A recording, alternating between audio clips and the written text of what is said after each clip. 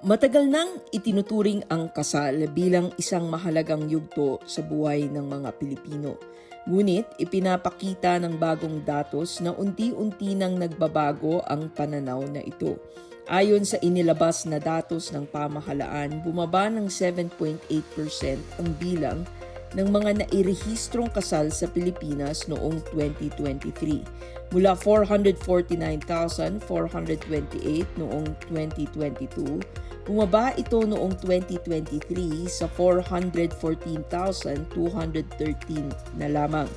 Bumaba rin ang crude marriage rate ng bansa mula 4.0 tungo sa 3.7 kasal kada 1,000 populasyon.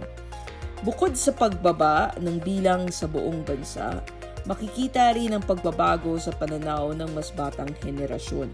Sa isang survey na nakatuon sa mga Gen Z na Pilipino, lumabas na 40% lamang ng mga respondent ang nagsabing nais nilang magpakasal balang araw. At sa mga nais magpakasal, 60% ang mas pinipiling ikasal pagkatapos ng edad 35.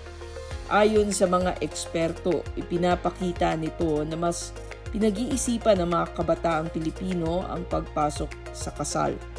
Para sa maraming Gen Z, hindi na nakikita ang kasal bilang isang bagay na kailangang mangyari sa edad 20.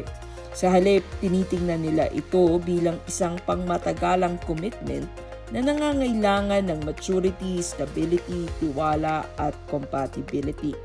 Lumabas din sa survey na 55% ng mga Gen Z respondent ang hindi nakakaramdam ng pressure na magpakasal.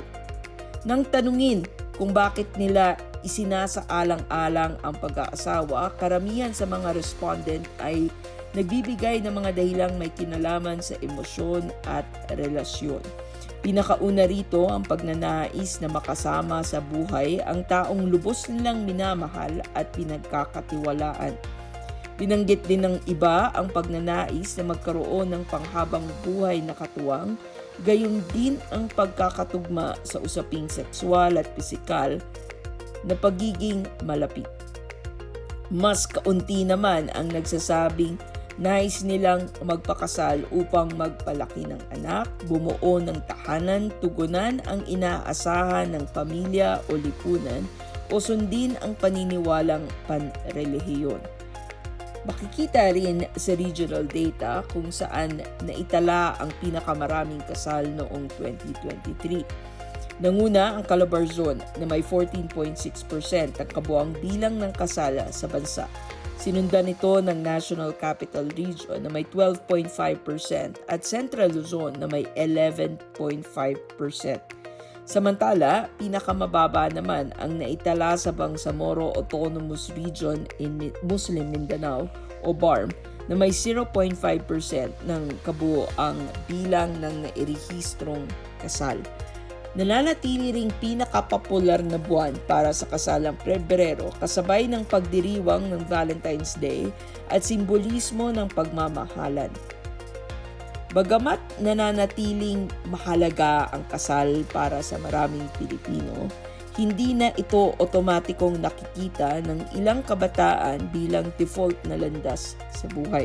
Para sa Gen Z, hindi lang tanong kung magpapakasal ba sila, kundi kailan, bakit, at kanino.